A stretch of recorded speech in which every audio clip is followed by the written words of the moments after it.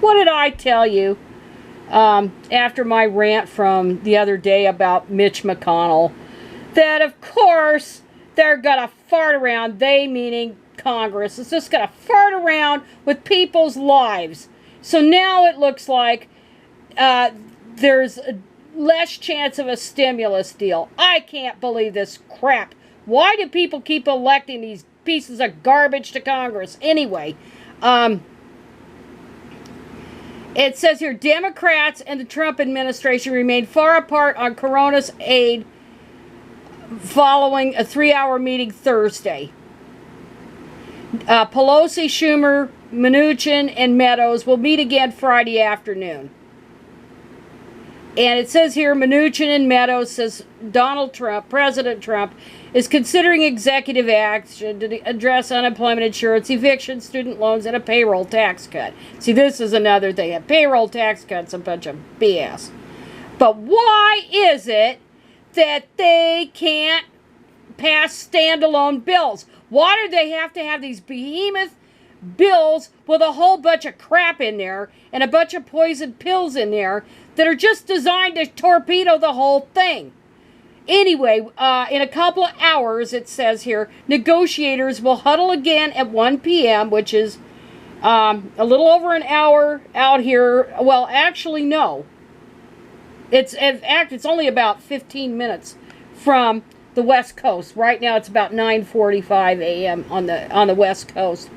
To try and strike a deal to lift the U.S. economy and healthcare system struggling under the weight of a once-in-a-lifetime pandemic. They don't give a shit. Their vacations are more goddamn important.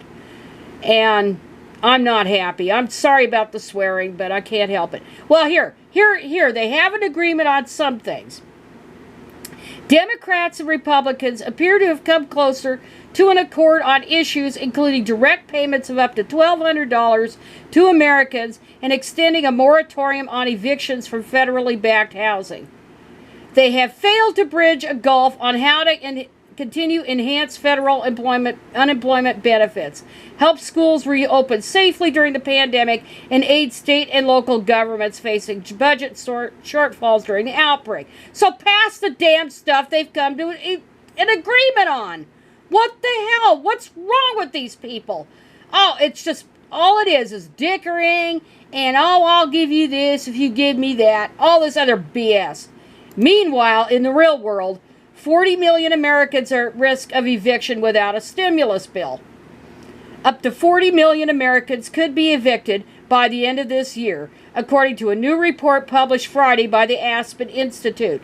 The report warns that the United States may be facing the most severe housing crisis in history if conditions do not change. Up to 43% of renter households facing eviction this year. As the data demonstrates, the gravity of this situation cannot be overstressed, said Emily Bentfer, law professor at Wake Forest University School of Law, and a co-author of the report. Unless the federal government invests in eviction prevention, we are not only asking widespread eviction and homelessness, we are guaranteeing negative health outcomes, greater unemployment, educational decline, and long-term harm for renters, property owners, and communities. Okay, that's all true, but do you think Congress cares about that? No.